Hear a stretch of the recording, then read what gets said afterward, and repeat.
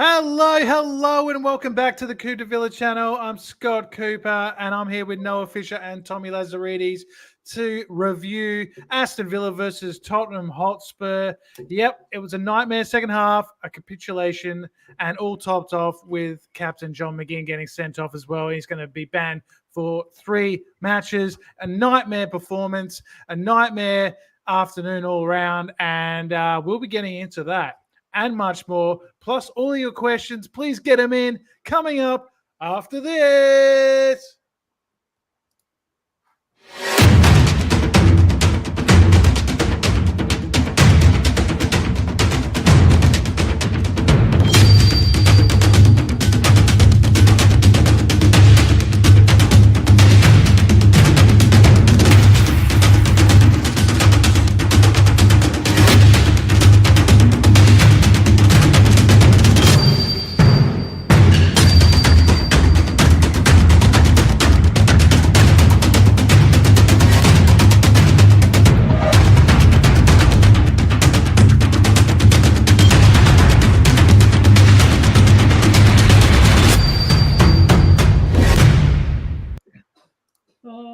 Can't help but crack up every time I see the intro. Welcome back, boys. All right. Yeah, welcome back, everyone. And as I was saying, it was a bit of a nightmare performance.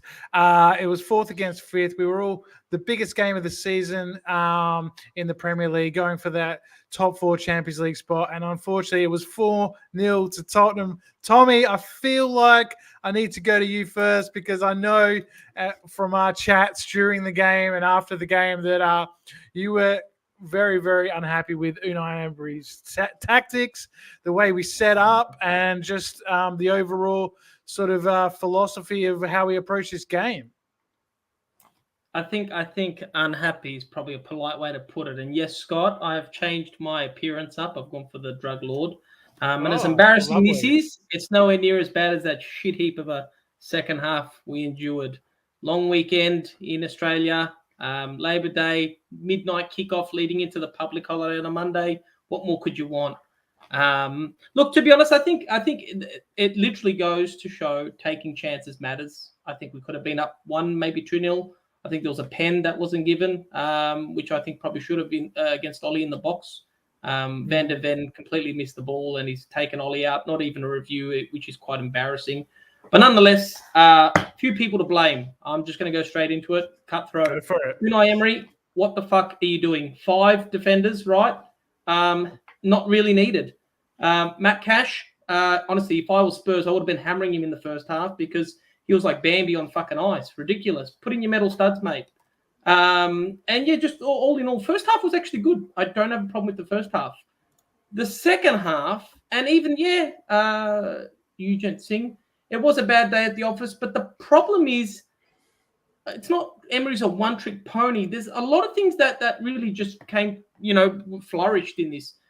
Did he overthink it? And, well, why would you go 5 in the back against a very attacking side? Like, you're basically just inviting it in.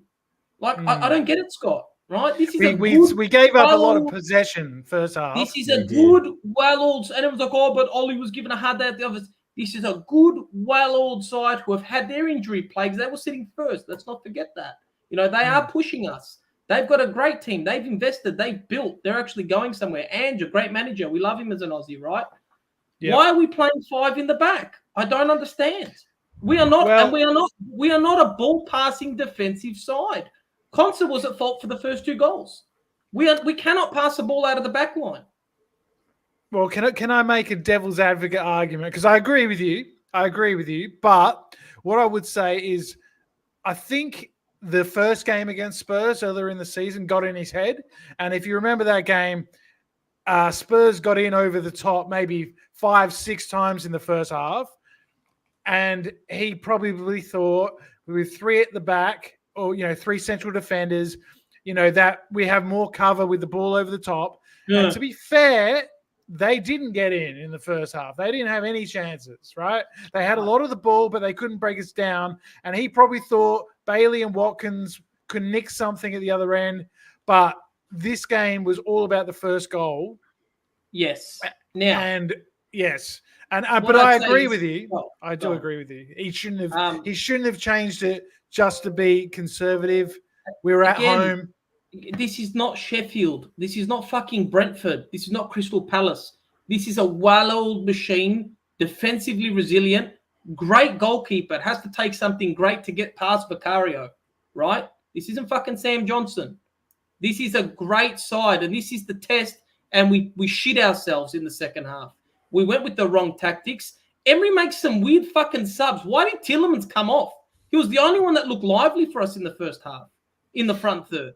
Ollie wasn't giving him the ball. I disagree. I think Tielemans was actually a bit of an issue because defensively, he doesn't give us much at all. And, I mean, that Konsa pass to him for the second goal was a shocking ball, but he was on his heels. He wasn't really...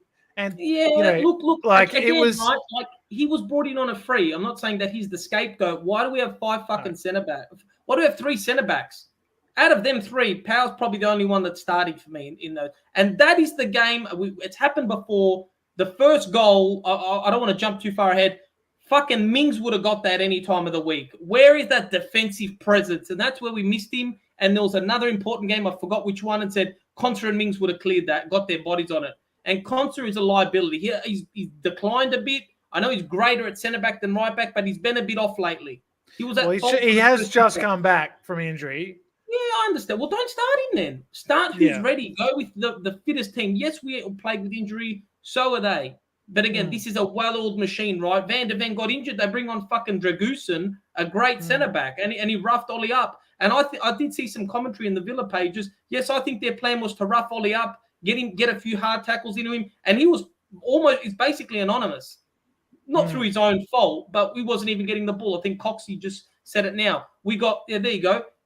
I give credit to Van de Ven, but also Van de Ven is a good defender. Ollie Watkins is the informed forward in the entire fucking Prem. I'm giving Ollie more credit than Van de Ven, right? And this is where you need to shine, and this is where big clubs are going to say, well, can he hack it? Can he do it against the big teams? It's nice to score hat-tricks against Brentford. It's nice to get 2 goals and 2 assists against Palace, right?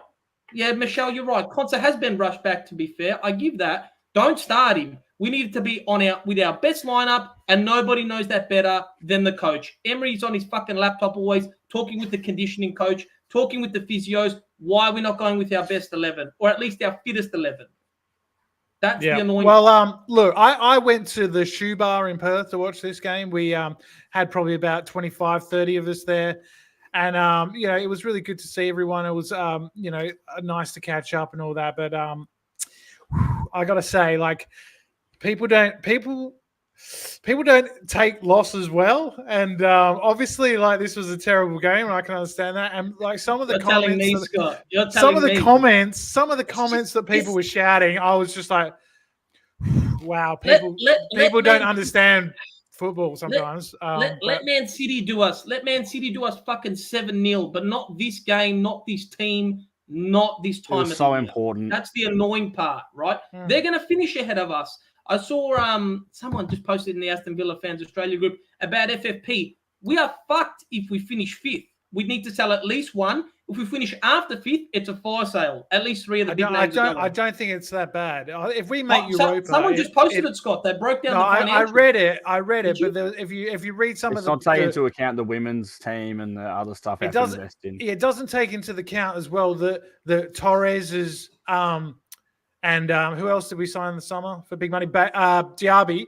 Their contracts are staggered, right?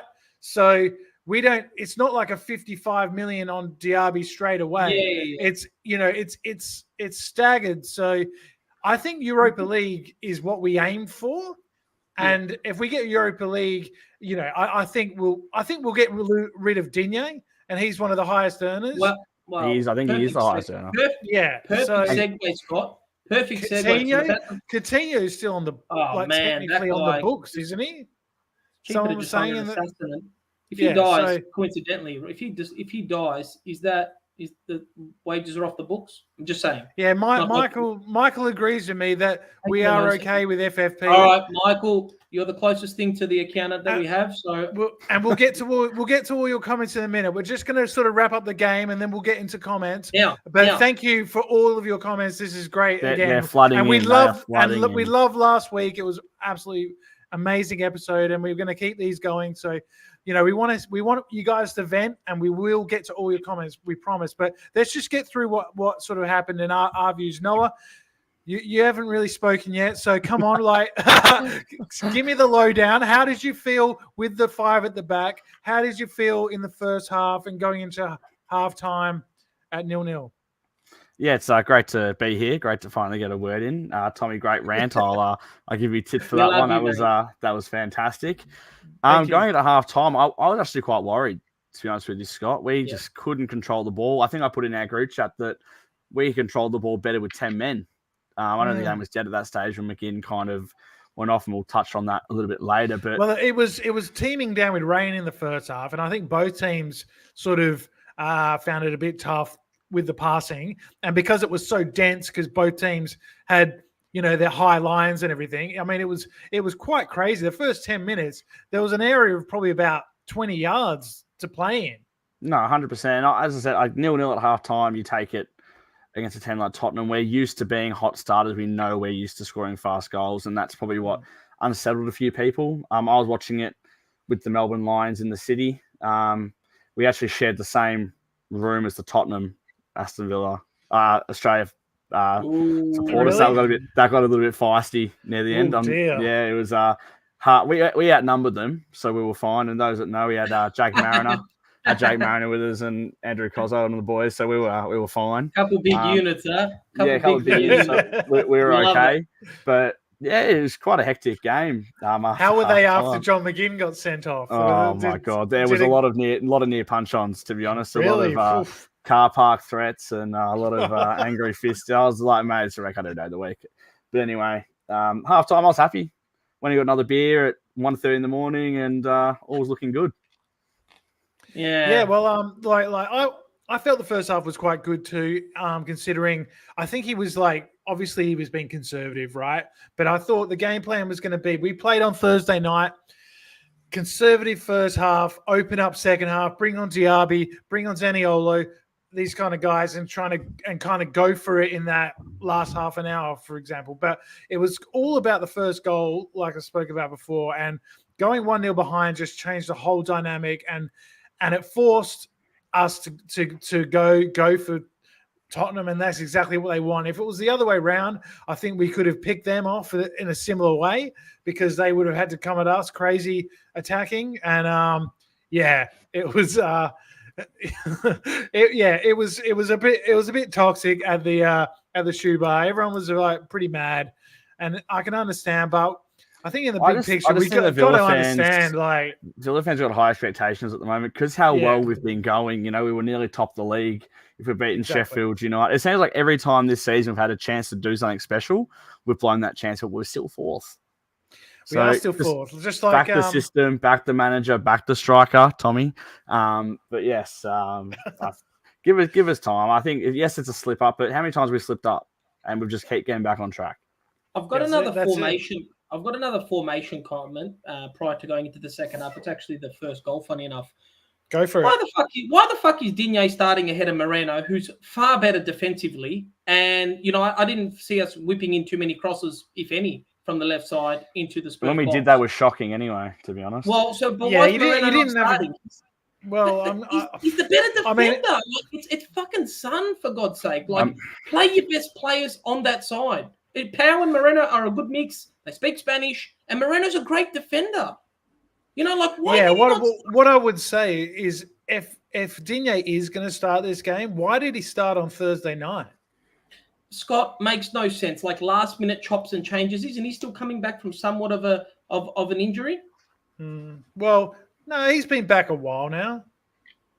Hasn't he? I think if you're going to play Digne because as the wing back because you think he's better going forward and he's better crosser of the ball, sure, okay, I can live with that. But play Moreno against Ajax, and then So we've got a fresh team because obviously Ollie, Douglas Luiz had played pretty much a full game on Thursday night.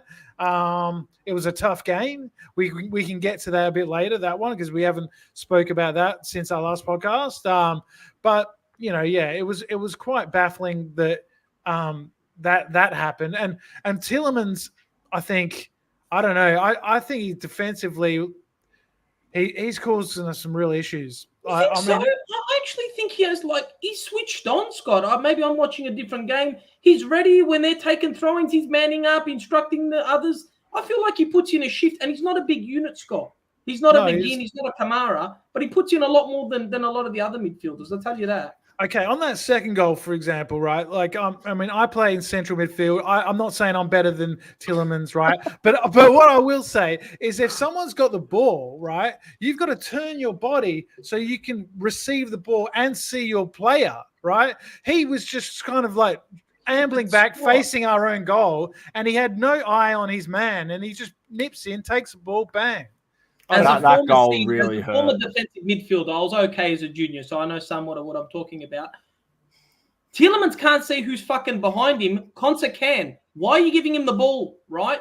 No, Hoofert. I mean, it's what Konsa's known for. He's not a ball-playing centre-back. Elite defender, great tackler, rock solid. He cannot play a pass to save his life. If we could fuse Torres and Konsa into one, we'd have like fucking Maldini, basically, right?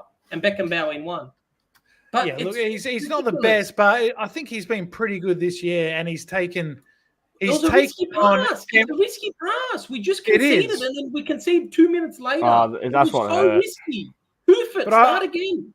I wouldn't write him off as like, as he's awful. Like, and I agree with Eugene. It was Konsa's bad ball. I'm not saying it's not right. It's Konsa's fault that game, but I'm saying that Tielemans as well can do more, and I think 100%. But don't pay that ball. Don't play that ball. Not okay. What about the first? What about the first goal? I mean, like you say that you. Do you know what hurts about the first goal even more than anything? Is the fucking goal scorer. Of course, yeah. And I hate him throwing his little darts. Again, how does Madison get between them? He's a midfielder. He's a fucking toothpick. Could Emmy have come for that? That's what I was thinking. But I think that's tough. It was quite close to the goal. And it was a good ball. It was a great ball. It was so give him credit. It was a great ball. But could he just come and take everyone, take the ball, take the defenders, take Madison out? I don't know. Digne was 4 meters behind Sarr, whatever his name was, whoever crossed it. Digne was 4 meters behind. He was onside by a mile. We're playing 5 in the back line to not get caught off. They spring us once, and then they score straight away from it, right? So, what's his 5 defenders shit? Marine boy again. Why do we change to a back 5? Now, actually, I will rewind to I think it's the start of the second half. Eugene Singh, he goes, mindset. Why are we shooting when we should be passing? Why are we passing when we should be shooting? I know Ollie was offside, but just give the Jimmy goal to Bailey, right? Or shoot it, like at least mentally score. Get them on their feet saying, okay, well, Villa can get the ball in the back of the net. We need to be worried because if they are onside next time, we're fucked. Yeah, what's Cash cutting in on his left? Yeah. With the ball to Ollie. He's right there. Yeah, that was really annoying. That was a big moment. That was the Watkins one, he should have tried to just take Romero on and shoot on his left foot because but he tried to cut that pass was never on really. Like and he's the most informed striker in the league. Like I mean, we saw him score a goal against West Ham, I think it was earlier in the season, where he does a couple step overs, goes on his left, smashes in the top corner. I was expecting that. I was expecting him to at least try something. He did a goal like that against Arsenal last season as well. In his form as well, he's got his shooting boots. I don't get it now. I'm not, comparing him and Haaland, but there was a moment in the Liverpool match with against Man City where Haaland's got the ball, he's onside, and he's one-on-one with Van Dijk, and he's just fucking 2 touches, he's burnt past him. The shot was on target. It wasn't a great shot, but that's what we want Ollie to do. We want to see him break open. Already hasn't got a lot of acceleration, but he's a strong unit, Ollie. I back him, right? Yeah, and Bailey can always follow that up. If there's a save and it's pushed back out, there's plenty of opportunities to score. If that was I don't know what was going through his head there. That was just really weird because he normally Watkins is normally he goes for it, right? He's a goal scorer. He has shots. He's not one of these guys where you think he's timid in the box. Do one of you want to read out Eugene Singh's comment regarding Torres? I didn't know that. I'm pretty sure Eugene Singh is Unai Emery. That's his burner account, by the way. He's got way too much intel to be just a fan. Well, yeah. I mean, Pau Torres did play on Thursday night as well for half a game. Came off at half time. So they obviously got some sort of plan with him. And yeah, I mean, he probably wasn't at his best, but I didn't think he was our worst player, by any stretch of the imagination. Yeah, I don't know. It's I thought Longley was pretty good, and I think he's been pretty good for maybe one of our best players for a while. And you look, and as the game goes on, I mean, should we get onto the red card? Yeah. What were your guys' thoughts? I'm gonna turn off my camera and go on mute. Fuck this. Talk about the red card. The red card. I think I'm just gonna remain anonymous here. I think it's a red. I think it's a red. I don't want to. I think the way I see it, Scott, is if it was this happened. Let's say I don't know. Let's say Moussa Diaby got tackled like that. I want red card. I try to take the Villa bias out of it. And I tell you what, at the time, I was like, "Oh, come on, man! You can't get a straight red for that." I know, but the thing is, right? I think McGinn thought he was just going to do one of those tackles and get a yellow. But it was a real brain fart. He went in too hard. He could have grabbed his shirt. He could have done something like that. But he full took him out. Do I think the Tottenham players on the bench made the most of it? Of course they did. We would have too. Yeah. Everyone would have done it. I give credit to was it Udogie? I give credit for him getting straight up. It was a pretty rough. Yeah, then he fell back down. He fell straight back down. He wanted to punch him, and then he went straight back down. Yeah, that was just like adrenaline, I think. And then you thought, I better stay down. I'm going to get. He's going to get red. Let us know your thoughts, everyone. It looks like the general consensus is a red. I haven't heard anyone. But this is what I agree. This comment is what I agree with as well. Yes, Jim, I agree too. I think he was probably our best player before he got the red, and obviously that's cost us big time. You know what that reminds me of, and again, I don't want to be negative now. It reminds me of that time where Joey Barton got a red, and basically Newcastle just capitulated. I think they ended up getting relegated, and he was the captain at the time. Silly straight red. You're talking about? A long time ago. No, Joey Barton, a long time ago. When he punched Aguero in the ditch. Yeah, he punched Aguero, yeah. Like that, yeah. And then that's right. Then they got relegated that season, whatever it is.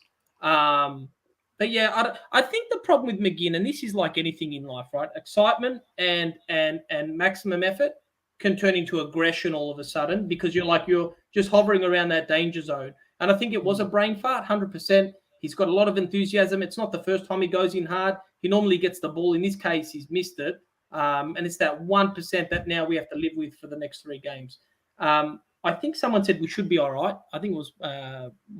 I don't know, Michael Huggins, I think he said, if we beat West Ham, we're in it. Problem is, I think in our next 5 games, we've got 2 out of the 3 of Liverpool, City, and Arsenal. I think we've actually got all 3 in the next 5 games. Yeah, our next 3 are pretty crucial. It's West Ham next week, and then the international break, which I think will come at a good time for us. So do I. I really do. And, hopefully... West Ham, Wolves, City. Yeah, okay. So hopefully... Well, Wolves are dangerous right now. Sorry, Wolves is going to be a tough game. West Ham are kind of struggling a bit. I mean, they came back from 2 goals down against Burnley while we were, watching the game against Spurs. So, that would have been a very popular result down there. But look, we really need to go there and win now after this defeat. And we don't have a great record there either, to be honest. We'll be fine. Bring back Grealish. Yeah, but there's one person that loves helping a hoodoo. It is Unai Emery. That's right. I don't think we've won at the London Stadium since we've been promoted. So, and we've bounced back from every defeat this season. Just about. I think we've gone on to win the next game. Right? Lose 1, win 2 or 3 or 4, and a draw, give or take, and we're back in the mix. So maybe it's a kick up the arse we needed. Burst the bubble now, rebuild, and just hopefully we can keep 4th come end of season. Spurs are good, but they're not. No, Spurs are good, but I think there's a comment here from Marine Boy. He said with Yeah, that's the one. I just, we gave them too much respect, and I think that's true. We gave them too much respect in terms of how we set up. That gives a subconscious sort of message to the players that maybe we're not as good as them. Maybe they've got something that we should fear, but instead we've just gone at them with a 4-3-3, our usual sort of lineup. I know it says or 3 in midfield, and you look at the mindset, right? Like you've got a lot of them, especially Romero. They're like, "Oh, remember break Cash's legs." Like you can see it on all these Spurs forums. Like, "Oh, Romero's going to break Cash's legs," and I feel like, we were too lackadaisy, even as fans. I don't think we're taking it as serious as we should have. We're just like, "Oh yeah, it's at home. We should win this." Like Spurs haven't been the greatest, and it's an 8-point game. They're going in with killer mindset. We're going in with 100%. we should win this. I predicted a draw. By the way, this is a well-oiled machine, and it's a kick up the arse we needed, right? Like Ajax are a good side. Don't get me wrong; they're European champions, but they're certainly not the team they used to be the last couple of years. Yeah, they're a breeding factory of talent, but. And I agree with Michael. I still believe. I think that we'll beat Ajax on Thursday night. That'll give us a bit of a boost. Under the lights will be special. It's going to be a big game, and I think we'll get through. And then, and then it's West Ham, who also have to play on Thursday night. So there can't be any excuses in terms of, we played on Thursday night and, because they did as well. They're 1-0 down to Freiburg in a game we actually need them to win. Talk about the coefficients. We need the German teams out of Europe big time. So absolutely. I'm a West Ham fan on Thursday night. That's for sure, because we need them to knock Freiburg out of this. Freiburg are playing Europa League too. Yeah, they're a good team, and they are. Look, but we really need the German teams out so we can. It's looking like Italy will get the fifth place, and then it's pretty much out of us and Germany for that second fifth spot for the Champions League. So, and it's looking like we could be finishing in fifth. So, still believe. You just said you believe. No, I believe that we'll make Champions League, but I think it's fair to say now that Spurs have to be favourites for that fourth spot. Yeah, but you got to think they've got a horrid run coming up. I know we do as well. But in the space of a week, they play Chelsea, Arsenal, and City, and then Liverpool as well. Yeah, well, we've got to play all them too. I know we do. But... I feel like we draw 2 and lose 1. I just think it'd be one of those. I don't think we beat City, Liverpool, or Arsenal right now. I think we draw 2 and probably lose to City. Well, I think the fact that there is this 3-way race for the title is good for us in that regard. Yeah, I agree. I agree. Because they're going to be nervous. They're going to be, it's going to be tough. I would love Emery to spoil Arteta's party. That would be great. Oh, you see Sky Sports or something on about like how he's doing the same thing he did at Arsenal. Like we lose one bad game. Sky Sports said like they're comparing to what he did with Arsenal in his first year there, where he went all out for Europa League or something. Comparing what he's doing here, mate. We lost one game badly, right? It was a bad day at the office. One bad game this year, and Jamie Carragher's getting in front of the whiteboard and comparing stuff. It's like, mate, just shut up. Yeah, Optus Sport Australia, right? They're like, we're front line about McGinn's tackle. I said, we've been fourth for the last 2-3 months. We haven't got one headline. We're not in the mix. We're not the traditional big six. One bag tackle. We've got a whole little segment on us for half an hour. Go figure, freaks. And that was the post I put in the Villa page. Not that I didn't agree with McGinn's red. Yeah, there is quite a bit. There is quite a bit of glee in these guys because they all said, Villa will fall away. Villa will fall away. So these pundits, they love to be right, and I don't think they really want us to be part of this Champions League club. Look at Brighton and Newcastle, and I thought that would be the benchmark of where we are this season. And that just goes to show how far we've, exceeded expectations already. And hopefully that continues through. And still some surprising games and wins up the sleeve. I do trust Emery, but sometimes his subs and his tactics are questionable. As much of a messiah he is human. But sometimes there are questionable decisions like the lineup, the subs, the right subs. I thought Zaniolo was good when he came on. Yeah, I'm going to say but let's just say there was other people in the room that I was sitting in were absolutely slagging him off so much. I didn't rate him that much. Go back to fucking Turkey. He's fucking shit. You're shit. I'm not sure you guys seen the clip though Jesus. of the third goal when the guy takes on Zaniolo and Moreno, and they just like throw their hands up and go, "Oh, he's too good for us," and they just didn't defend him. Just let him run through. Yeah, I know the game was dead. That was Son, right? Yeah. Yeah. Well, yeah. I mean, they I know the game was dead, but still, like McGinn was the only person I think from the time he got until the time he got sent off that was really having a crack. Putting in, he's got an engine, Noah. You got to understand, not everyone has his work ethic. That's probably his biggest trait. Yeah, but I think it's if you're going to get up for a game, any game of the season, it's that fucking game.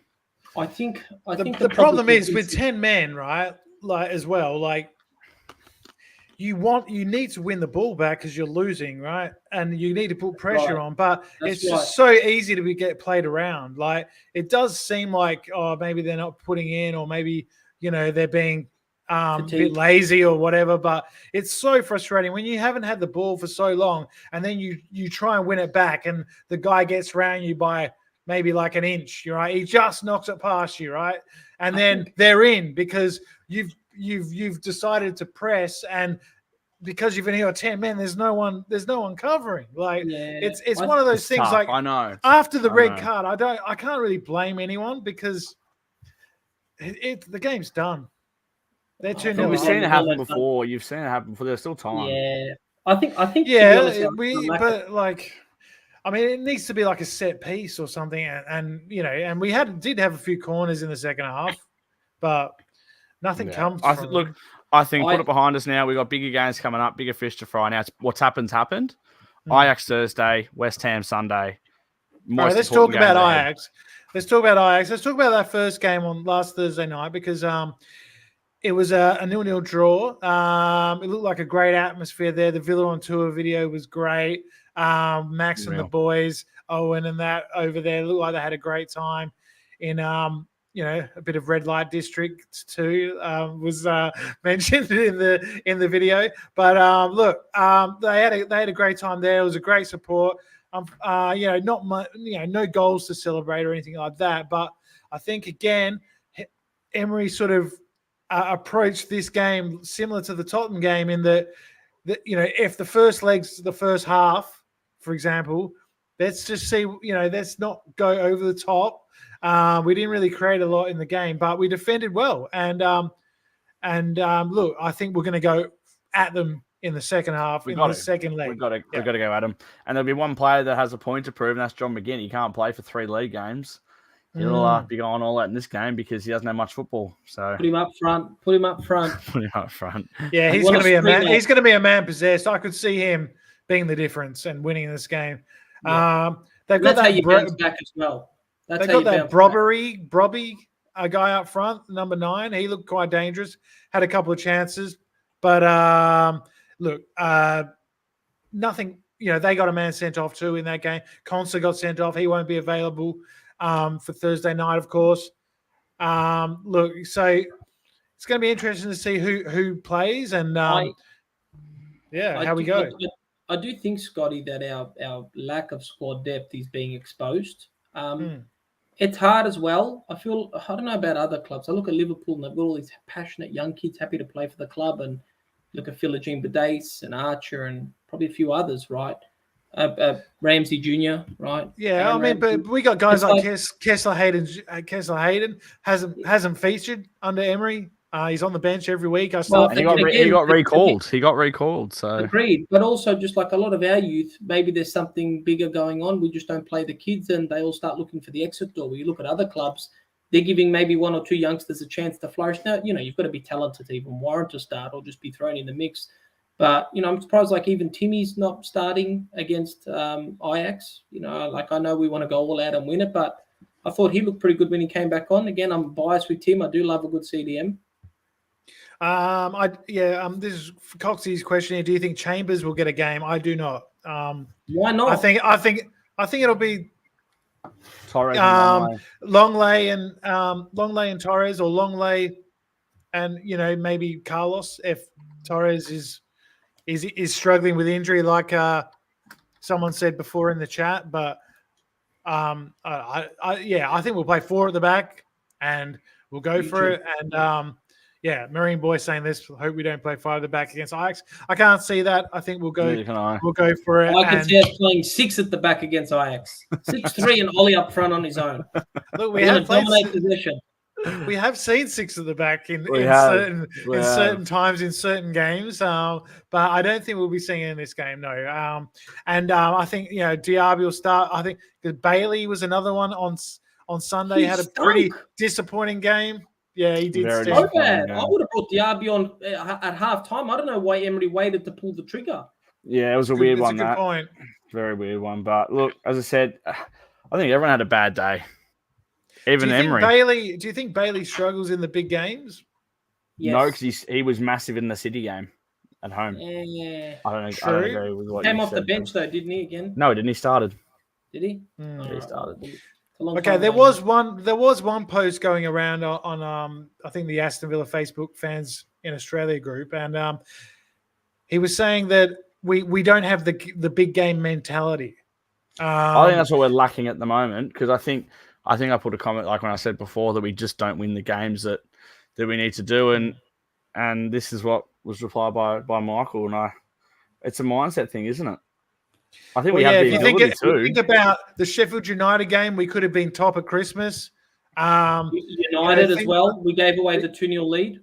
The United games, who are in our sort of sphere, going for that 4th spot. I mean, we did beat City and Arsenal, which people pointed out in this thread I'm alluding to. But his point was, and I think it's a fair point, we didn't really expect anything from those games.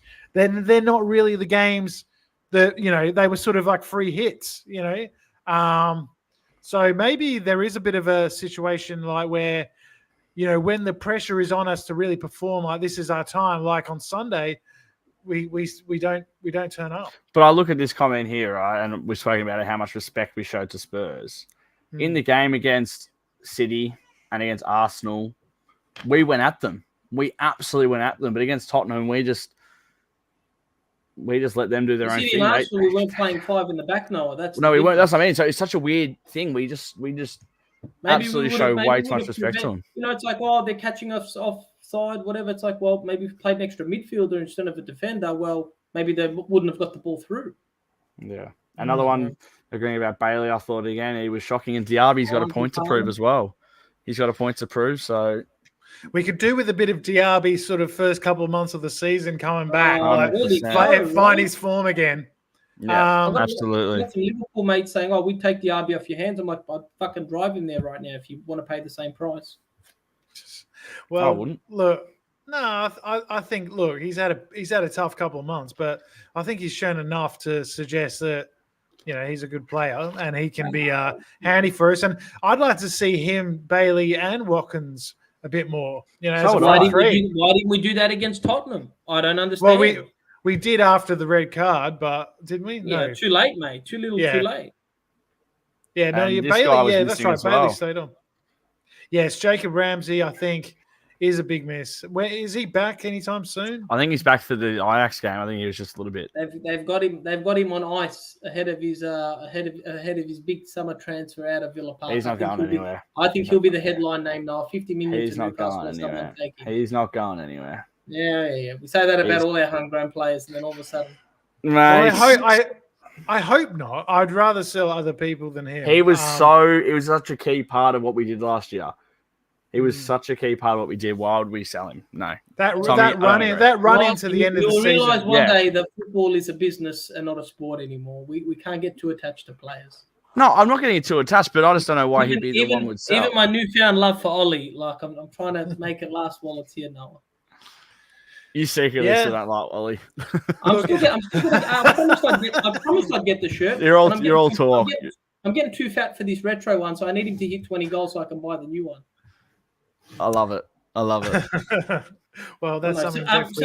Some great commentary coming in, by the way, everyone. Yeah, let's go through some questions. So, get your questions in. Get your questions in, people, and we'll answer them.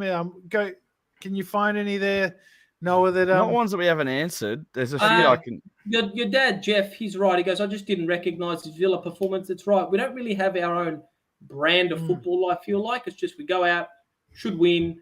We somehow know how to grind it out. But then in the big games, we don't even know how to stay in the mix, let alone grind out wins. We didn't take. I feel that we're quite patchy. We're very patchy. We didn't take the handbrake off like we normally do. No. Like run at teams, go at them. Really sort of give them something to worry about. And we definitely didn't see that, especially crazy. Especially when it was 11 against 11 and we had a chance to go at them. So are we really ready for Champions League? Maybe not yet, according to your father, Jeff. I don't know where the pessimism stems from, Scott. I mean, the answer to that is we won't know until we're in there. But exactly.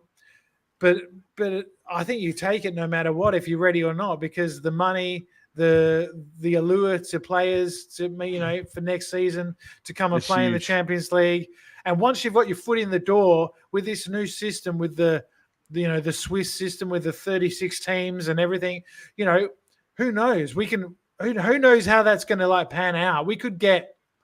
Because there's 4 different pots, right, in the Champions League next season, and you play 2 games from each pot. So we could quite easily beat the 2 teams in the pot 4, right, and then all of a sudden we might be in that sort of playoff area, and we could get through to the round of 16. Who knows? But I guess we let's get there first, and let's hope. Because when we get there, I think that's the owners should go again, right? Yeah, absolutely. Yeah. Absolutely. I think there's a great question that just came in from Coxie. The last 2 games we played super defensive. Do you think Unai is concerned about our fitness levels? Potentially. That's actually a really good question. That's a great question. I think that's a great question. I think potentially. I think we lost our midfield engine in Kamara as well, which doesn't help. Yeah, that's Jacob the big Ramsey's one. Out. That's the big one. Maybe we really need to invest heavily in another CDM. Where's Dendoncker? Maybe we could have used him. Yeah. Well, yeah. I mean, now, especially with McGinn out for 3 games, who's going to play in the central midfield against West Ham? And he can score. Leander's a scorer, man, scorer. So get him in the mix. He scored 1 goal. Yeah, well. So would you start Timmy? Would you start Timmy? Because I was thinking. No. So it's based purely on experience. I'd start Dendoncker ahead of Timmy. Yes, but we don't have him. Both. Who cares? I was thinking, what about someone like a Pau Torres in there? Yeah, if he's fit, right? I don't know. If he misses the header like most of them, then at least there's someone behind him this time. So, I think back to Coxie's question, we have more than 11 players, injuries or not, use them wisely, right? So, I'm not saying field a full youth team against Ajax, but mix and match where you need to.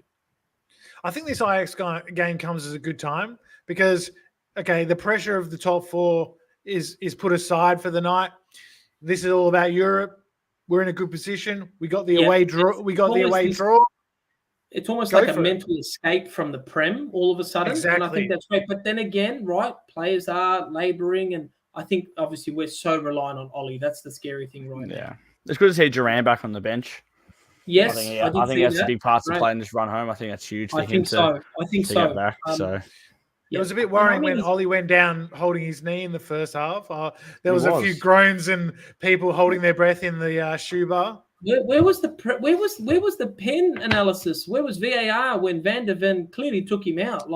Ridiculous. Yeah, it's one of those where he does get a little bit of the ball. He kind of goes over the top of the ball though and clips. But I've seen them given. I have seen them given. You think we're Liverpool? Think about Liverpool fans right now. I was about to mention that as well. Yeah, that's almost like a De Jong stomp. Yeah, kick in the chest. Yeah, that was rough, but that, I don't know. They're still in a title chase. I'm sure they're reasonably happy. You know what? It's going to sound dumb. I'm probably more excited for the end of the season now, knowing the bumpy road, typical Villa, that we've made it hard on ourselves as opposed to us being 15 points clear in 4th and throwing it away. So at least we had the chance to do that as well. We had the chance to be so many points clear. Could have been first for all we know, right? There's some silly games to go away, tactics, whatever. It's a typical Villa finish to the end of the season. You know, we're far from relegation. We're grateful. We're miles ahead of Brighton and Newcastle, which is really they were ahead of us. And look how far we've come within a year. Yeah. I predicted us to finish 7th, and we're going to finish higher than that. I think, even if we did fall off. I got laughed at for 5th. Just remember that. I can't believe that a portion of the support here in Birmingham are criticising Unai Emery. Yeah, Ivan, look, you know, we love Unai, but, you know, I think that I'm not criticising him, but I think he plays a big part in the blame game for the result. For that game, I think everyone got it wrong. 5. If we've tested it out, but then Coxie's right, it could come down to fitness, and maybe, you know, we're being exposed and we're tired. I wouldn't put it past them. We're playing double the games. Yeah, Marine Boy spoke about Thursday, Sunday. I mean, you've got to see it say it like you see it, and Emery got it wrong. Like the 5 at the back didn't work. We lost 4-0. Like end of the day, did he think this was going to work? Where did he think? Oh, you know, this looks good. Let's go out with 5 in the back against an attacking Spurs side who have a point to prove. And they've got a vengeance against us now all of a sudden. I think the first game got in his head. The amount of chances we conceded in that first half an hour against Tottenham, you know, at White Hart Lane. Yeah. That got in his head. And he was worried about that happening again. Yep. I don't know. For me, just Emery needs to understand he's not the only one that can adjust in game. He's not the only one that learns from his mistakes. There's a reason why all these other good managers get paid the same, if not more than him. You know, Angie's a great manager. Emery should have gone in thinking, well, Angie's equally as smart as me. Maybe smarter. Who knows, right? Angie's a football junkie. As Aussies, we know that.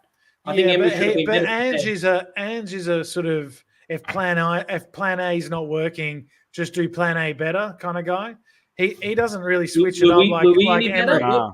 What's our plan B? Bring on Diaby for Bailey most times? Well, I think we started with our plan B. Where did we? But hang on, you know, it would have been a real X factor if he came out with 4 at the half and Diaby was on all of a sudden, 4 at the back. I'd have been like, wow, Emery, you know, great in-game change. We clearly it wasn't working first half, so that's what worries me. He thought, well, maybe, you know, was it damage control? Maybe we'll just fight for a draw and then we'll keep that buffer, and then even if they win their game in hand, we've still got the 3 points. Like, I don't know. He was probably hoping, let's get sort of 10, 15 minutes into the second half, then I'll make the change. Wow, go for it, yeah. I think he waited too long. I think he waited too long. Yeah, it didn't work. And, you know, like, we love him, and I've talked about how great he's been in games where he's made the difference. And in the Spurs game that I referred to earlier, he made the difference. He brought on Bailey and Tielemans, completely changed that game around, and we won. You know, but this game didn't work out. Bailey's a gun. I still love him, and I wouldn't swap him for anyone. No, not at all. But we're going to rinse him this week and then love him next week. And, you know, Myra's beautiful slick hair. It sounds silly, but, you know, Bailey and Tielemans, I'm not saying they're average players, but when they come off the bench with a point to prove, you know, as opposed to starting a bit, do you think there's maybe a bit of complacency with Bailey? You know, yes, there's moments of brilliance and he's done it. If I was to put Bailey starting an entire season and Diaby starting an entire season, I personally think we'd probably get more out of Diaby, only because he does come with that 60 million price tag. And that's a basic expectation when you pay that money for a player. He's meant to be elite week in, week out, maybe one bad game, very rarely. Obviously, he's still finding his feet. We'll let him off like we did with Bailey. Now Bailey's found his feet, but I think maybe Bailey and Tielemans are complacent. And I think maybe if we were to strengthen next year, touch with top 4, I think we need more consistent players, because it's really just McGinn running like a loose chook. We're grateful that Ollie's in the form of his life, because really he's having a blinder of a season. Can he match this next year? I hope so. That's all I can say, right? You know, do we have an elite centre-back where just, you know, like a Van Dijk or someone where teams are like, fuck, how are we going to get past this guy? You know, like, you know, and then, oh, geez, I've got past the amazing centre-back. I've got potentially one of the best keepers, if not the best in the world now I've got to get past. So it's almost like an elite forward, an elite midfielder, an elite centre-back, and a keeper. If we can have a couple of elites in each position, we're competing, we're looking great. Where I think we're over-reliant on Ollie, who's having a blinder of a year. You know, sometimes you're like at your peak, can you go higher than your best? I hope so. You know, and then McGinn runs like a chook. No one else has his work rate. So now he's out. I'm telling you, we'll be exposed the next 2 or 3 games. I'm not being a negative Nelly, but no one gives us as much engine and energy as McGinn. No one's getting he can't be replaced. No one's getting from our box to their box in 10 seconds like McGinn is. And that guy just runs, and I give him credit. Sometimes he's, coming all the way to left or right back to help out. Hopefully Ramsey can be fit for the West Ham game, and maybe, don't play him on Thursday and get him right for, and play Tillemans, Dougie, and Ramsey in the middle midfield. But that seems a bit light to me, like a bit, I don't know. The Tillemans thing's weird for me. I just think he needs a Kamara and a McGinn, or a Kamara and a Douglas Luiz next to him. He needs two solid players next to him, I feel. Like in that formation, Tillemans in the middle, in that, formation on the weekend with 5 at the back, 3 in midfield and the 2 up front. It worked. It can work, but I just think sometimes, he's not a natural forward, Scott. He's not a natural striker. That's the other problem. Midfielder's going to pass, and we know Tillemans can ping a ball, but I feel like if we actually had a genuine striker, it's almost like a Gabby and Carew. They just complemented each other's game so well. I feel like maybe not a target man, but I don't know. Like, do we just get? I wish we had like a Vardy or a zippy little forward next. We've got some Spurs fans in the chat, which is interesting. Stay enjoy humble. it. Enjoy your win. You guys played very well, and you know what? You're still 5th. So you are a piss stain of a club. Sorry. Apologies, Scott. Yeah. Why are you on our live stream, you bastard? 4-0 in your cup final. Well, the last couple of cup finals you guys have got to, you've shat the bed as well. So I wouldn't be talking. But the guy's name is Stay Humble. The highest paid person at Spurs is actually their cleaner, cleaning that fucking empty trophy cabinet every week. Yeah, and 55 is it? The last time they won the league, so that's longer than us. That's all I got to say. Yeah, I think that's almost the combined age of us 3. It's a good comment here, though, guys, as well, because I do appreciate how far we've come this season. I think that's 100%. What's making us have higher expectations than what. Look at Brighton and Newcastle. What happens when you have high expectations? Brighton have shit the bed in every way possible. I have predicted De Zerbi's out end of the year. By the way, he'll go somewhere bigger. And Newcastle as well, right? Like, could Howe get the sack if they don't, make top 6? I don't know. Like, there's a lot of pressure there, and they've put a lot of money forward, and they'd be under the FFP, hammer, just like anyone else. But, super grateful. Like, we were in that mix, and I think we're kind of like above Newcastle, Brighton, and then Liverpool, Arsenal, City. I think are now starting to pull away, and then it's kind of like us, United, Spurs in that fighting for 4th. And I think it may continue to be like that. Absolutely, it will. And I mean, like, look, Spurs, they're the favourites. I think at the moment they're doing doing well. They got the players back. They've got a good squad. Yeah, and in the game that mattered, they absolutely played us off the park. To be honest, and that's all I had to do. And if it's 5 places for Champions League this year, and they finish 4th and we finish 5th, then who cares, really? Yeah, exactly. It's I think it will be that in the end of the year. I think it will be 5 places for England, and I can see Arsenal, City, Liverpool, West Ham, and Villa, going far in Europe. I can't see Spurs going far in Europe. Stay humble, because they're not in Europe. But unlucky with that one. But maybe next year. You can improve on your European trophies. Oh yeah, that's right. You don't have any. Oh well. Look, let's not make it a bashing. Positive news. We talk about squad depth. Great to see Emmy kicking a ball around again. It was great to see him. Very good to see that. Back on the pitch. Yep. He's going to be like a new signing next year, I think. That'd be so good. So can have him back. Could use someone like him, to be honest. Absolutely. And I think, it would give Tillemans a bit of a kick up the backside as well, because they'd be going for a simmer. That's what I said. Him and Bailey have had an easy run right now. There's no one sniffing up their backside. I wish we kept Philogene Bidace. He'd be coming off the bench at half time in the last 10. And then that's another thing with FFP, right? Touchwood, it all goes well. But does that mean we may not be able to potentially match the bid for Philogene Bidace if we don't qualify for sure? Well, I have been keeping like a bit of an eye on Hull, but I think they've dropped out of the playoffs. And I think they're 6th, 7th, or 8th at the moment. Yeah, and Birmingham City are 21st. Yes, I saw that. The ghost of Rooney is still coaching. Exactly that. And they could really get relegated. It'd be quite extraordinary. Yeah, they're in 7th now, Hull. They've got 4 draws in a row, so they've dropped out the playoffs, unfortunately. But yeah, it'd be good if they came up and we could get him back. If that's the Struggling, Noah. how the release clause works. Any other questions? I think that could almost be it. We just got this one.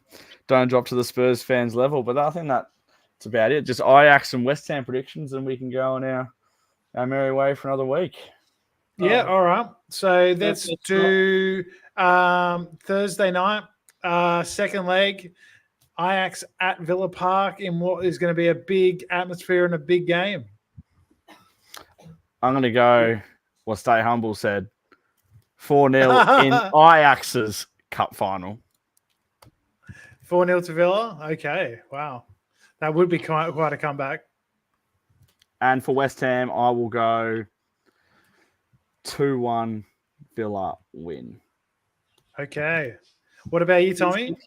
No, you didn't sound convincing with your West Ham prediction, but we'll take it. Against Ajax, I think 1-0, and I think West Ham 2-1. Okay, I'm going to say Ajax 1-1, Villa on penalties, Emi Martinez with the penalty shootout, big time, comes up big time, and then I'm going to say 1-0 against West Ham, and I think it's going to be who needs a goal? Maybe like a Jacob Ramsey off the bench or something, get around him. So I think we'll win both games.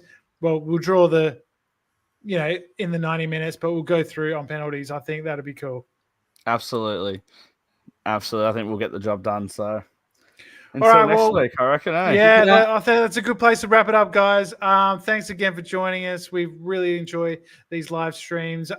Make sure you give us a listen over on Spotify. Follow us on all the socials, Instagram, Facebook, X. We're on everything there. So make sure you give us a follow over there. And we will be back after next weekend and going into the international break. We might do some live stream, some quizzes, some stuff like that. So, keep an eye on the socials and we'll let you know next time we're going live.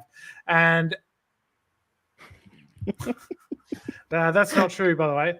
And we'll finish on that. Change his name. Yep. All right, guys. Up the Villa, and we'll see you next week. Up the Villa. See ya. Suck it, Spurs.